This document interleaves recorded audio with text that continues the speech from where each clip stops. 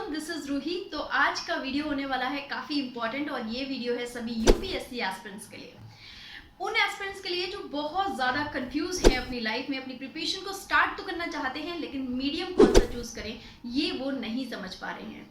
काफ़ी सारे ऐसे कमेंट आते हैं और काफ़ी सारे ऐसे मैसेज भी आते हैं कि मैम मीडियम में हिंदी लूँ या फिर इंग्लिश लूँ। तो चलिए आज आपके इस क्वेश्चन का सलूशन भी निकाल लेते हैं। जो भी आपका क्वेश्चन है इसका आंसर आपको ज़रूर मिल जाएगा। देखिए, ऐसे मीडियम हमारे पास क्या क्या होता है, एक तो हिंदी मीडियम होता है और दूसरा हमारे पास इंग्लिश मीडियम होता है। तो बात कर लेते हैं कि हिंदी और इज इक्वल टू इंग्लिश की। यहाँ पे काफ़ी सारे ऐसे एस्पिरेंट्स होते हैं जिनका हिंदी थोड़ा अच्छा होता है और इंग्लिश थोड़ा सा अच्छा नहीं होता है। वहीं दूसरा इसी का पॉइंट आ जाता है कि इंग्लिश थोड़ा अच्छा होता है और हिंदी थोड़ा सा अच्छा नहीं होता है। फिर उसके बाद आ जाता है कि हिंदी और इंग्लिश लगभग बराबर है, अगर 50 हिंदी है तो 50 ही मेरा इंग्लिश भी है।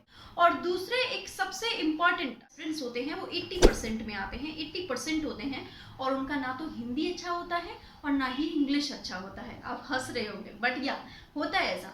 तो अब क्या है कि यहाँ पे ऐसे एस्पिरेंट्स का क्या किया जाए, इन्हीं को सबसे ज़्यादा चिंता होती है कि इंग्लिश मीडियम का रिजल्ट अच्छा आया है या फिर हिंदी मीडियम का रिजल्ट अच्छा आया है, और इनको सबसे ज़्यादा प्रॉब्लम भी होती है।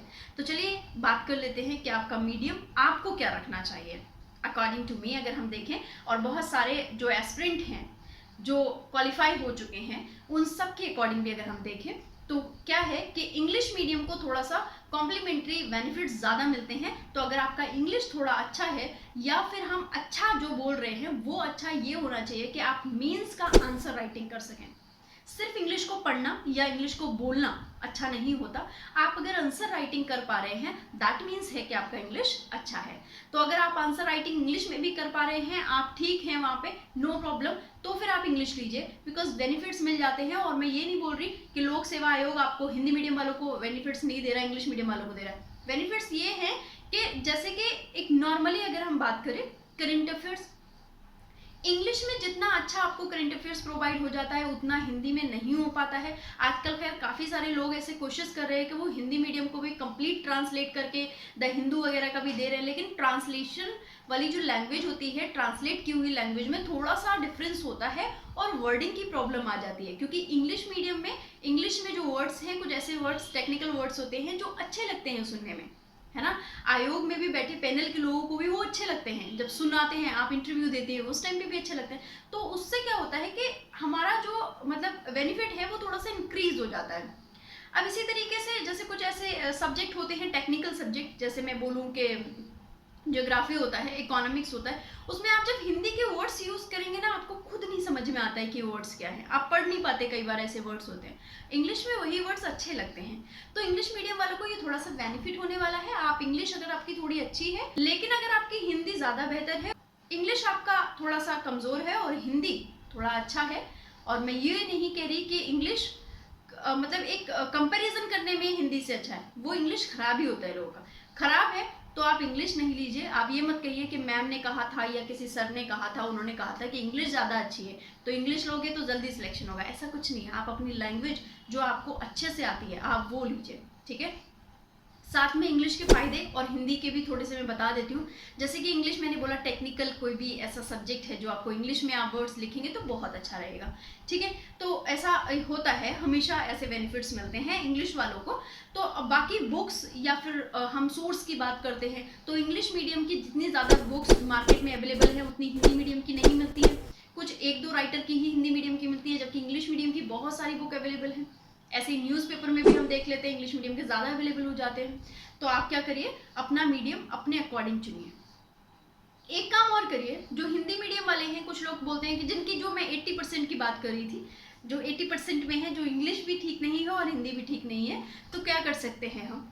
तो देखिए, पहले तो आप ग्रेजुएशन के टाइम से ही अपनी लैंग्वेज पे पकड़ बनाइए। लैंग्वेज पे इतनी अच्छी पकड़ बनाइए कि आप 250 वर्ड्स लिख रहे हैं तो उसमें एक वर्ड में मिस्टेक हो जाए इट्स ओके, लेकिन आप एक पेज लिख रहे हैं और उसमें ही 25-30 मिस्टेक्स निकल रही हैं, तो बताइए आपका सिलेक्शन कहाँ से यूपीएससी में हो जाएगा, टेल मी। अगर आपकी लैंग्वेज में प्रॉब्लम है, पहले आप लैंग्वेज को ठीक कर लीजिए, उसके बाद आप डिसाइड करिए कि आप हिंदी लैंग्वेज अगर आपकी है और इंग्लिश भी खराब है तो इंग्लिश को चलिए छोड़ दें, हिंदी आपकी मातृभाषा है, एटलीस्ट उसको तो सही कर लें। उसको अगर सही कर लेते हैं तो आप फिर अपना मीडियम हिंदी रखिए और अपना कंटिन्यू स्टडी को आगे करिए, प्रिपरेशन को बढ़ाइए, धीरे धीरे चलते जाइए, ठीक है। बाकी जैसे कि कोई भी लैंग्वेज आप ले रहे हैं, आप इंग्लिश ले रहे हैं या फिर आप हिंदी ले रहे हैं, डजंट मैटर, हिंदी भी ले रहे हैं तो आप अपनी लैंग्वेज पे पकड़ बनाने के साथ साथ कुछ ऐसे 300-400-500 वर्ड्स अच्छे वाले टेक्निकल वर्ड्स जो सुनने में अच्छे लगते हैं वो आप इकट्ठा कर लीजिए। जब आप आंसर राइटिंग करेंगे उस टाइम पे वो वर्ड्स आप अपने वहां पर डालिए, ताकि जो है जब भी वो चेक हो रही होगी एग्जामिनर को वो कॉपी अच्छी लगनी चाहिए। वो वर्ड्स कहाँ से मिलेंगे, तो वो वर्ड्स आप आर्टिकल पढ़ते टाइम ले सकते हैं, इकोनॉमिक्स में अच्छे अच्छे वर्ड्स आते हैं आप उससे ले सकते हैं, कोई सब्जेक्ट आप पढ़ रहे हैं, कोई और सब्जेक्ट पढ़ रहे हैं, उस सब्जेक्ट से वो वर्ड्स निकाल सकते हैं। ऐसे ही आप करंट अफेयर कर रहे हैं तो उससे वो वर्ड्स निकाल लीजिए। तो ऐसे कुछ वर्ड्स इकट्ठा करके रखिए अपने पास जो आप आंसर राइटिंग में यूज कर सकें, ठीक है। अब लैंग्वेज में बात आती है हमारे पास ऑप्शनल सब्जेक्ट की। ऑप्शनल क्या होता है, इंग्लिश मीडियम वालों को ऑप्शनल का कोई प्रॉब्लम नहीं है, क्योंकि वो कोई भी सब्जेक्ट उठा करके अपना ऑप्शनल बना सकते हैं, उसमें सभी जो सोर्स हैं वो अवेलेबल है मार्केट के अंदर। लेकिन हिंदी मीडियम वालों को ये प्रॉब्लम हो जाती है, अगर वो एथिक्स लेते हैं तो लेक्सिकन बुक से ज़्यादा कुछ मिलता नहीं है उनको मार्केट में अवेलेबल, तो हिंदी मीडियम वालों को थोड़ी सी ये प्रॉब्लम है। लेकिन ऐसा कुछ नहीं है कि हिंदी में आप हिंदी मीडियम से अगर करेंगे तो आप नहीं कर सकते, करने को तो कोई भी कुछ भी कर सकता है, ये आप जानते हैं, ठीक है। तो वही वाली बात है कि आपको बस अपना जो आपका लैंग्वेज है, अपना मीडियम है, आप उस पर पकड़ बनाइए और आप कंटिन्यू उसको करिए, बस बशर्ते कि आपका खुद का जो लैंग्वेज है वो अच्छा होना चाहिए।